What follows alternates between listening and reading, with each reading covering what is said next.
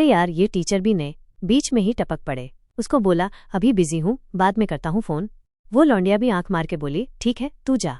Phone उठाया तो अपनी टीचर ली। अरे ली मैडम, क्या हो गया? मैडम खुश होके बोली, तेरा जुगाड़ हो गया। बोर्ड ने हाँ बोल दी। 2 दिन में कागज बनेंगे, फिर हल्ला मचेगा। जब लौंडे लपाटे अर्जी देंगे तो तेरे पास भेजेंगे देखने को। शेन युआन ने पूछा, ये अपनी हाइट वेट और फोटो भी देंगे क्या? क्या मतलब है इसका? धंधे से क्या लेना देना? वो कंफ्यूज हो गया। फिर हंस के बोला, अरे है, सुंदर दिखना भी तो जरूरी है। देख के पता चलेगा लौंडा डिसिप्लिन में रहता है कि नहीं। मेरे स्टैंडर्ड हाई हैं। लीजी चौंक गई, ऐसा भी होता है? फिर बोली, ठीक है, ये भी डलवा देती हूँ। सेक्रेटरी लू को बोल दिया है, वो रात तक कांटेक्ट करेंगे। शेन युआन कंबल फेंक के उठ गया। ठीक है, मेरी तरफ से तो कोई दिक्कत नहीं।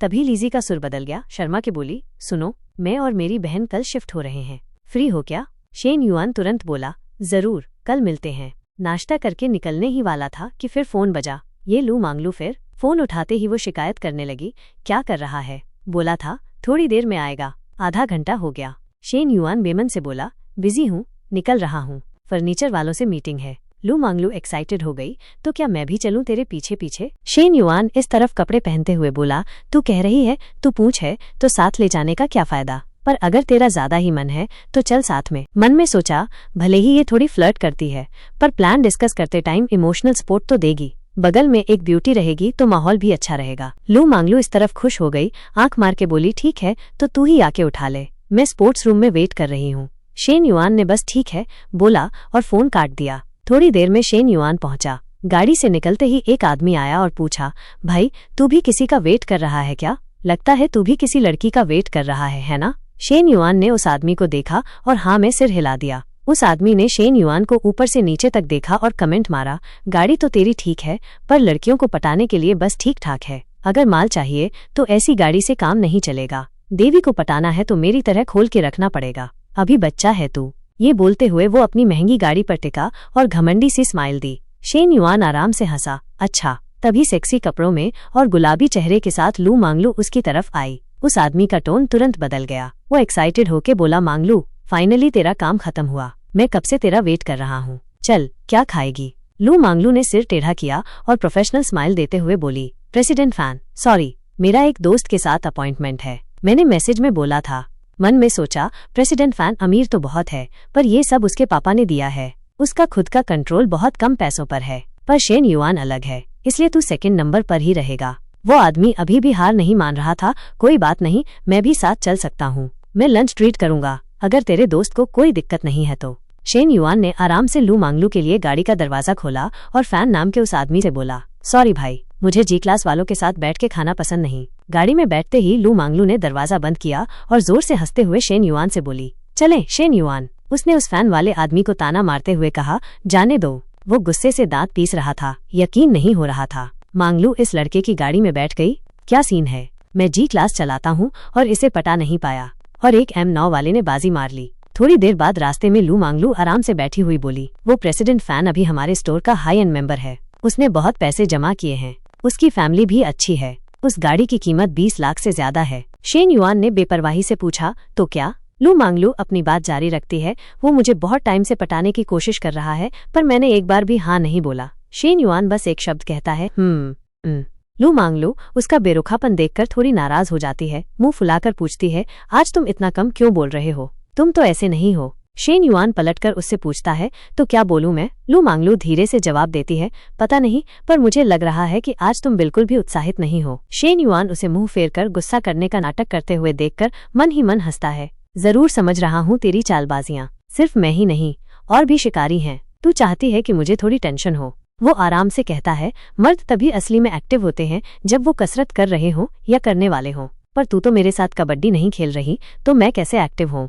लू मांगलू तुरंत उसकी तरफ मुड़ती है। Shane yuan. वो शेन युआन का हाथ पकड़ लेती है, क्या सारे मर्द तुम्हारी तरह ठरकी होते हैं? शेन युआन दिलचस्पी से हंसता है, मुझे ठरकी क्यों बोल रही हो? मैं तो बास्केटबॉल खेलने की बात कर रहा हूँ। लू मांगलू का चेहरा शर्म से लाल हो जाता है, अब और मत बोलो। पिछली बार कैफे में जैसे ही मैं गई, तुम तुरंत ऊपर नाना को मनाने भागे थे। पता है मुझे तुम्हारे मन में क्या चल रहा था? शेन युआन मन में सोचता है, लगता है ये बात लू मांगलू जिंदगी भर याद रखेगी। शेन युआन बहस नहीं करना चाहता, इसलिए बात बदलता है, आजकल तुम इतनी फ्री कैसे हो? मेरे पीछे पीछे घूमने का भी टाइम मिल रहा है। लू मांगलू सीधे सीधे कहती है, मैं फ्री नहीं हूँ, बस तुम्हारे लिए कुछ प्राइवेट क्लासेस पोस्टपोन कर दी। शेन युआन मुड़कर थोड़ी तारीफ करता है, तो मैं थोड़ा शर्मिंदा हूँ। लू मांगलू उसे गहरी नजरों से देखती है, अगर शर्म आ रही है तो कुछ अच्छी दावतें खिलाकर भरपाई कर देना। शेन युआन जोर से हंसता है, कोई दिक्कत नहीं, तेरे लिए सब हाजिर है। लू मांगलू ये सुनकर शर्मा जाती है और पलटकर कहती है, ये क्या है? शेन युआन कहता है, तुम तो बस दूसरों का फायदा उठाना जानती हो। वो जोर से हंसता है, ठीक है, अब और नहीं छेड़ता, चलो पहले खाना खाते हैं, फिर फर्नीचर कंपनी चलेंगे। शाम को फर्नीचर कंपनी में सीन बदलता है। डिजाइन डायरेक्टर फुजांग माई उत्साह से बाहर आकर स्वागत करती है। हेलो मिस्टर शेन, मैं गुआंडिंग की डिजाइन डायरेक्टर फुजेन माई हूँ, आइए बैठकर बात करते हैं। शेन युआन सीधे मुद्दे पर आता है, जल्दी करते हैं, मैंने अपनी सारी जरूरतें कल ऑनलाइन बता दी थी, मैं आज सिर्फ प्लान देखने आया हूँ। फुजांग माई बैठ जाती है और साफ साफ बताती है, आपके बजट और जरूरतों के हिसाब से हमने 3 डिजाइन स्टाइल तैयार किए हैं, यूरोपियन, लाइट, लग्जरी और मॉडर्न चाइनीज। आप इन्हें देखकर चुन सकते हैं कि आपको कौन सा पसंद है, अगर कोई दिक्कत होगी तो हम बदलाव कर लेंगे।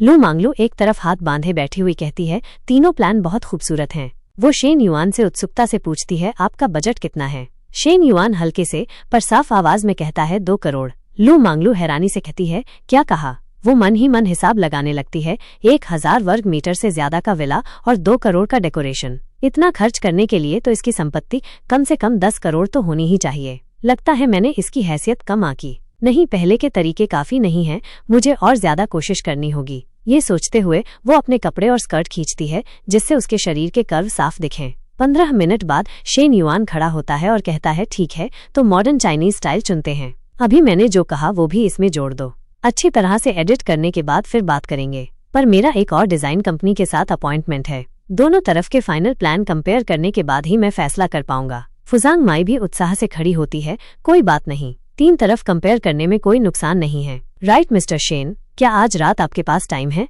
हमारी कंपनी के प्रेसिडेंट वांगटिंग आपसे डिनर पर मिलना चाहते हैं। कॉन्ट्रैक्ट साइन हो या न हो, वो बस आपसे जान पहचान करना चाहते हैं। शेन युआन अपना फोन निकालकर सोचता है, अभी तो मैंने आपकी तरफ से कॉन्ट्रैक्ट साइन नहीं किया है, ऐसे में डिनर थोड़ा अजीब लगेगा, है ना? फुजांग माई हंसकर जवाब देती है, मिस्टर शेन, कोई बात नहीं, प्रेसिडेंट वांगटिंग बस आपसे दोस्ती करना चाहते हैं। आखिरकार शेन युआन मान जाता है। फुजांग माई ये देखकर खुशी से कहती है, तो मैं आपको अपना वीचैट आईडी भेज देती हूँ, मैं आपको रेस्टोरेंट का एड्रेस भी भेज दूंगी, जिससे हमें आगे प्लान्स के बारे में बात करने में आसानी होगी। शेन युआन सिर हिलाकर कहता है, ठीक है, तो हम चलते हैं। जब वो जा रहा होता है तो फुजांग माई श्रद्धा और प्रशंसा से हाथ हिलाकर विदा करती है। वो सोचती है, इंटीरियर डेकोरेशन के लिए 2 करोड़, ये तो विला से भी ज्यादा महंगा है। सिर्फ यही ऑर्डर एक कंपनी को चलाने के लिए काफी है। इस तरह के बड़े क्लाइंट नॉर्मल अमीर बच्चे नहीं होते, इन्हें बहुत ध्यान से सर्व करना होगा। शेन युआन को विदा करने के बाद फुजान माई वापस मुड़ती है और एक आदमी के सामने उत्साह से घोषणा करती है,